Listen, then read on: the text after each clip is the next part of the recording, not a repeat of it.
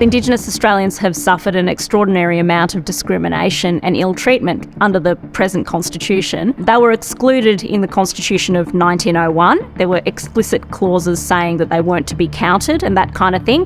Then the 1967 referendum removed those explicit exclusions, which was good, and gave the Commonwealth a power to make laws about them, which is necessary, but it didn't in any way ensure that those laws would be fair. As a result, there has been continued unfairness and we're failing to close the gap.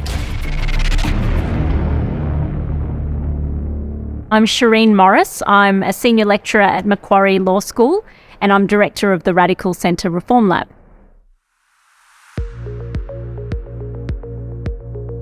The Radical Centre is important because Australians come from a huge and diverse variety of backgrounds, of beliefs and cultural perceptions and influences.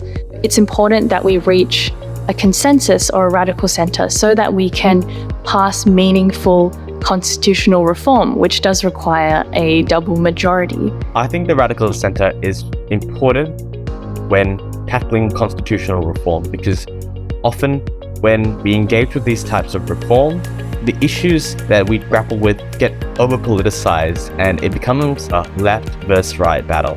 We're at a point where tribalism and political ideology are becoming so entrenched that ideas are almost ceasing to matter.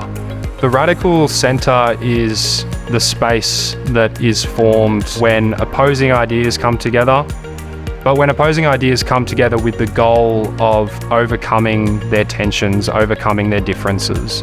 I wanted to be part of the RCRL because it was an incredible opportunity to step forward and take some of the learnings from my undergraduate degree and apply them to something that wasn't only fascinating but was really important for Australia. The assessments that you're assigned in your courses, they're all very theoretical, and I wanted to do something that was more hands-on and that actually had a meaningful impact towards a very topical and important cause. It feels amazing to be a part of something bigger than myself, to be a part of a movement, to be a part of change, and to be a part of history. I started off the year by working on the religious joint resolution, and that was really rewarding to see that event come to life. What I'd like to see is the building of real networks of people in different sectors across the community who can come together and collaborate to build support for a First Nations Voice referendum. And I think we saw the beginnings of that with the joint resolution of the peak religious organisations,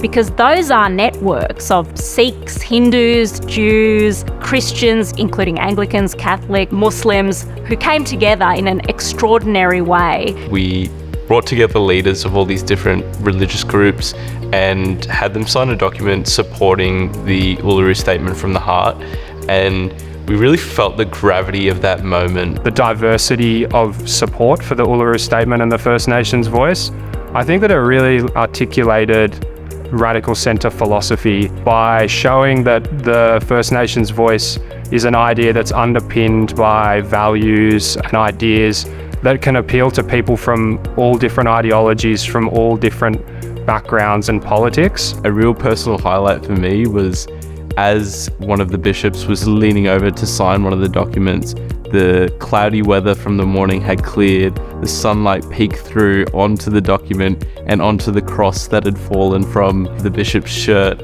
Having religious leaders from across the country come and sit in that room and publicly come out in support of the statement through media channels showed that there was a lot of support from diverse communities for this initiative.